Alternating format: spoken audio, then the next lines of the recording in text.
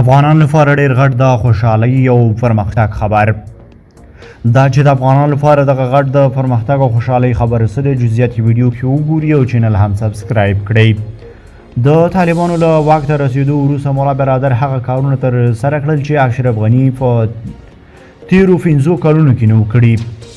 لوګر کې د کرومایټ ډبرو د یوه ستر کان د کیندلو چارې پیل شوې.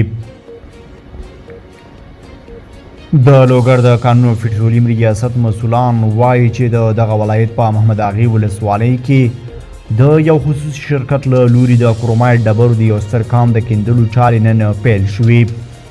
د مسؤلینو په خبره یاد کان چې نږدې 1 کیلومتر مربع مساحت لري د 15 کلونو لپاره د سوري غر زابل د کان کیندنې د پروسس شرکت ته په قرارداد ورکړل شوی دی. دوی زیاتوي د قرارداد له مخې د کان کیندلو په جریان کې د هر ټن کرومایټ پر سر به 11350 افغانۍ د حکومت بودیجې ته د تحویلولو او یو شمېر ځایي خلکو ته د کار زمینې د برابرېدو سربیره یو لړ رغنیزې پروژې به پلې او همدارنګه د حافظ ودانیز او سړک جوړونې شرکت لخوا له کندهار د زابل تر شهر صفا پورې به 30 کیلومتر سړک هم په پاخه او اساسي ډول جوړ شي. د ډبرو سکرو د صادروونکو ټولنه پر دغه محصول د ګمرکي تعرفې کموالي ستایي.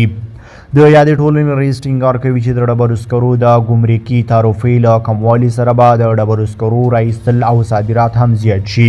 تازه د کانونو پټرولیم او مالی وزارتونو په هیواد کې د ډبرو سکرو د ګمرکي تعرفې له کموالي خبر ورکړی دی. دا و زموږ چمتو شوي ویډیو. کو تاسو په دې اړه کوم نظر لرئ نو کمنټ کې راسره شریک کړئ او د لا ښکلي ویډیوګانو لپاره در سره زموږ یوټیوب چینل سبسکرایب کړئ.